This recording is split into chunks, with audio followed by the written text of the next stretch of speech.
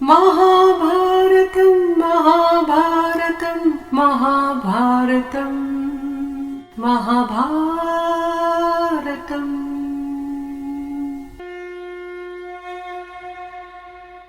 नारायणं नमस्कृत्य नरं चैव नरोत्तमं देवीं सरस्वतीं व्यासं ततो जयम् उदीरयेत्।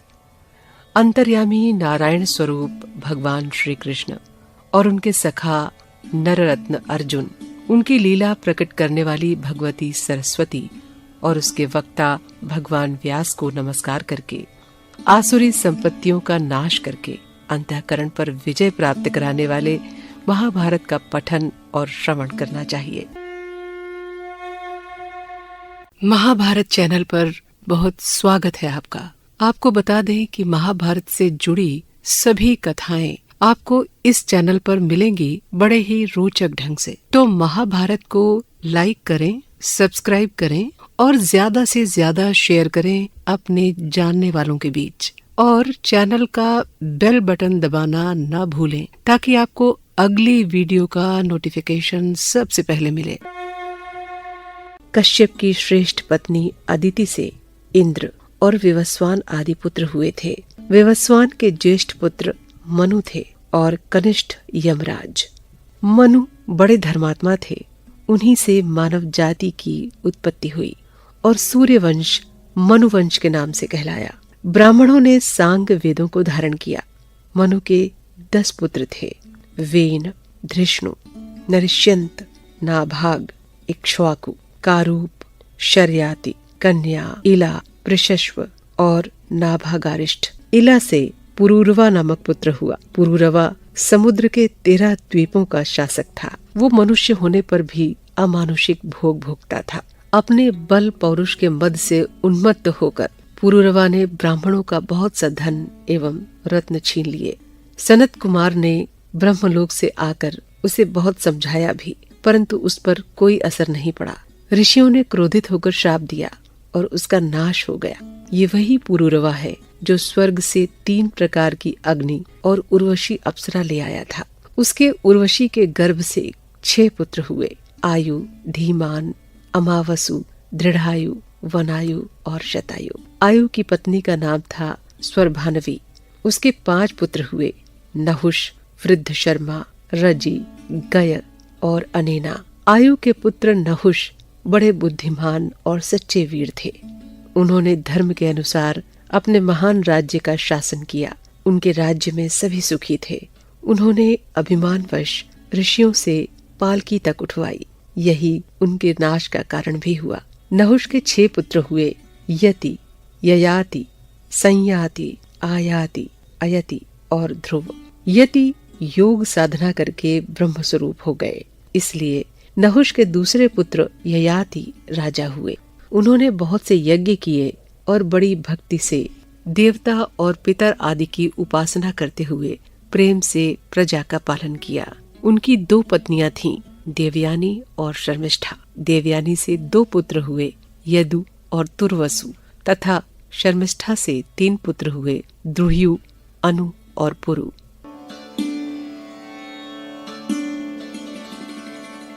जनमेजय ने पूछा, ब्रह्मन, हमारे पूर्वज राजा ययाति ब्रह्मा से 10वें पुरुष थे। उन्होंने शुक्राचार्य की कन्या देवयानी से, जो ब्राह्मणी थी, कैसे विवाह किया? ये अनहोनी घटना कैसे घटित हुई? आप कृपा करके ये वृत्तांत सुनाइए। वैशंपायन जी ने कहा, जनमेजय, आपके पूर्वज राजा ययाति ने शुक्राचार्य और वृषपर्वा की पुत्रियों से किस प्रकार विवाह किया था वो सुनिए। उन दिनों त्रिलोकी पर अधिकार करने के लिए देवता और असुर आपस में लड़ भिड़ रहे थे। देवताओं ने अपनी विजय के लिए आंगिरस बृहस्पति को और असुरों ने भार्गव शुक्र को अपना पुरोहित बनाया। ये दोनों ब्राह्मण भी आपस में बड़ी होड़ रखते थे। जब युद्ध में देवताओं ने असुरों को मार डाला, तब शुक्राचार्य ने उन्हें अपनी विद्या के बल से जीवित कर दिया। परंतु असुरों ने जिन देवताओं को मारा था, उन्हें बृहस्पति जीवित न कर सके। शुक्राचार्य संजीवनी विद्या जानते थे, परंतु बृहस्पति नहीं। इससे देवताओं को बड़ा दुख हुआ।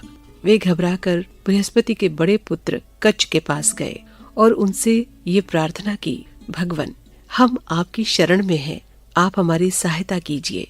अमित तेजस्वी विप्रवर शुक्राचार्य के पास जो संजीवनी विद्या है उसे आप शीघ्र ही प्राप्त कर लीजिए। हम लोग आपको यज्ञ में भागीदार बना लेंगे। शुक्राचार्य आजकल वृषपर्वा के पास रहते हैं। देवताओं की प्रार्थना स्वीकार कर कच्छ शुक्राचार्य के पास गया और उनसे निवेदन किया, मैं महर्षि अंगिरा का पौत्र और देवगुरु बृहस्पति का पुत्र हूँ। मेरा नाम कच्छ है। आप मुझे शिष्य के रूप में स्वीकार कीजिए। मैं 1000 वर्ष तक आपके पास रहकर ब्रह्मचर्य का पालन करूंगा। स्वीकृति दीजिए। शुक्राचार्य ने कहा, बेटा स्वागत है, मैं तुम्हारी बात स्वीकार करता हूँ। तुम मेरे पूजनीय हो, मैं तुम्हारा सत्कार करूंगा और मैं समझता हूँ कि ये बृहस्पति का ही सत्कार है। कच्छ ने शुक्राचार्य की आज्ञानुसार ब्रह्मचर्य व्रत धारण किया। वो अपने गुरुदेव को तो प्रसन्न रखता ही गुरुपुत्री देवयानी को भी संतुष्ट रखता। 500 वर्ष बीत जाने पर दानवों को ये बात मालूम हुई कि कच्छ का क्या अभिप्राय है। उन्होंने चिढ़कर गौ चराते समय बृहस्पति जी से द्वेष होने के कारण और संजीवनी विद्या की रक्षा के लिए कच्छ को मार डाला और उसके टुकड़े टुकड़े करके भेड़ियों को खिला दिए। गौएं बिना रक्षक के ही अपने स्थान पर लौट आईं। देवयानी ने देखा कि गौएं तो आ गई हैं, पर कच्छ नहीं आया। तब उन्होंने अपने पिता से कहा, पिताजी आपने अग्निहोत्र कर लिया, सूर्यास्त हो गया, गौएं बिना रक्षक के ही लौट आईं, किंतु कच्छ कहाँ रह गया? निश्चय ही उसे किसी ने मार डाला है। मैं बिना कच्छ के नहीं जी सकती। शुक्राचार्य ने कहा, अरे तू इतना क्यों घबराती है, मैं अभी उसे जिला देता हूँ। शुक्राचार्य ने संजीवनी विद्या का प्रयोग करके कच्छ को पुकारा, आओ बेटा। कच्छ का एक एक अंग भेड़ियों का शरीर छेद छेद कर निकल आया और वो जीवित होकर शुक्राचार्य की सेवा में उपस्थित हुआ। देवयानी के पूछने पर उसने सारा वृत्तांत कह सुनाया। इसी प्रकार असुरों के मारने पर दूसरी बार भी शुक्राचार्य ने कच्छ को जीवित कर दिया। तीसरी बार असुरों ने नई युक्ति की। उन्होंने कच्छ को काट कर आग से जलाया और उसके शरीर की राख वारुणी में मिलाकर शुक्राचार्य को पिला दी। देवयानी ने पिता से पूछा, पिताजी फूल लेने के लिए कच्छ गया था, लौटा नहीं, कहीं वो फिर से तो नहीं मर गया? मैं उसके बिना नहीं जी सकती। शुक्राचार्य ने कहा, बेटी मैं क्या करूं? असुर उसे बार बार मार देते हैं। देवयानी के हठ करने पर उन्होंने फिर संजीवनी विद्या का प्रयोग किया और कच्छ को बुलाया। कच्छ ने भयभीत होकर उनके पेट के भीतर से ही धीरे धीरे अपनी स्थिति बतलाई। शुक्राचार्य ने कहा, बेटा तुम सिद्ध हो, देवयानी तुम्हारी सेवा से बहुत प्रसन्न है। यदि तुम इंद्र नहीं हो तो लो, मैं तुम्हें संजीवनी विद्या बतलाता हूँ। तुम इंद्र नहीं ब्राह्मण हो, तभी तो मेरे पेट में अब तक जी रहे हो। लो ये विद्या और मेरा पेट फाड़ कर निकल आओ। तुम मेरे पेट में रह चुके हो, इसलिए सुयोग्य पुत्र के समान मुझे फिर जीवित कर देना। कच्छ ने वैसा ही किया और प्रणाम करके कहा, जिसने मेरे कानों में संजीवनी विद्या रूप अमृत की धारा डाली है वही मेरा माता पिता है। मैं आपका कृतज्ञ हूँ। मैं आपके साथ कभी कृतज्ञता नहीं कर सकता। जो वेद स्वरूप उत्तम ज्ञान के दाता गुरु का आदर नहीं करता, वो कलंकित होकर नरकगामी होता है। शुक्राचार्य जी को ये जानकर बड़ा क्रोध हुआ कि धोखे से शराब पीने के कारण मेरे विवेक का नाश हो गया और मैं ब्राह्मण कुमार कच्छ को ही पी गया। उन्होंने उस समय ये घोषणा की कि आज से यदि जगत का कोई भी ब्राह्मण शराब पिएगा तो वो धर्म भ्रष्ट हो जाएगा और उसे ब्रह्म हत्या लगेगी। इस लोक में तो वो कलंकित होगा ही, उसका परलोक भी बिगड़ जाएगा। ब्राह्मणों, देवताओं और मनु की संतानों, सावधानी के साथ सुन लो। आज से मैंने ब्राह्मणों के लिए धर्म मर्यादा सुनिश्चित कर दी है। कच्छ संजीवनी विद्या प्राप्त करके सहस्त्र वर्ष पूरा होने तक उन्हीं के पास रहा। समय पूरा होने पर शुक्राचार्य ने उसे स्वर्ग जाने की आज्ञा दे दी। जब कच्छ वहां से चलने लगा तब देवयानी ने कहा, ऋषि कुमार तुम सदाचार, कुलीनता, विद्या, तपस्या और जितेंद्रियता के उज्जवल आदर्श हो।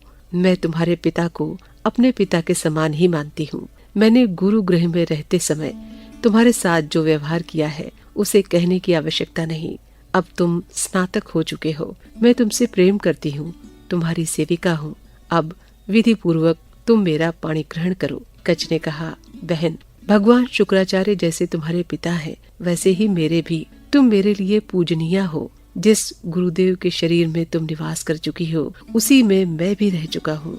तुम धर्म के अनुसार मेरी बहन हो। मैं तुम्हारे स्नेह पूर्ण वात्सल्य की छत्र छाया में बड़े स्नेह से रहा। मुझे घर लौट जाने की अनुमति और आशीर्वाद दो। कभी कभी पवित्र भाव से मेरा स्मरण करना और सावधानी के साथ मेरे गुरुदेव की सेवा करना। देवयानी ने कहा, मैंने तुमसे प्रेम की भिक्षा मांगी है। यदि तुम धर्म और काम की सिद्धि के लिए मुझे अस्वीकार कर दोगे तो तुम्हारी संजीवनी विद्या सिद्ध नहीं होगी। कच ने कहा, बहन, मैंने गुरुपुत्री समझकर ही अस्वीकार किया है, कोई दोष देखकर नहीं। गुरुदेव ने भी मुझे इसके लिए कोई आज्ञा नहीं दी थी। तुम्हारी जो इच्छा हो श्राप दे दो। मैंने तुमसे ऋषि धर्म की बात कही थी। मैं श्राप के योग्य नहीं था। तुमने मुझे धर्म के अनुसार नहीं, काम के वश होकर श्राप दिया है। जाओ, तुम्हारी कामना कभी पूरी नहीं होगी। कोई भी ब्राह्मण कुमार तुम्हारा पाणी ग्रहण नहीं करेगा। मेरी विद्या सिद्ध नहीं होगी। इसमें क्या, मैं जिसे सिखाऊंगा उसकी विद्या सफल होगी। ऐसा कहकर कच स्वर्ग चला गया। देवताओं ने अपने गुरु बृहस्पति और कच का अभिनंदन किया। कच को यज्ञ का भागीदार बनाया और यशस्वी होने का वरदान दिया। वीडियो को समाप्त करने से पहले आपसे निवेदन है कि लाइक, शेयर और सब्सक्राइब करने के साथ ही कमेंट बॉक्स में अपने कमेंट्स जरूर लिखें। अपने कमेंट्स में आप महाभारत से जुड़ा कोई भी सवाल पूछ सकते हैं। तो मिलते हैं फिर अगली वीडियो में। तब तक के लिए नमस्कार।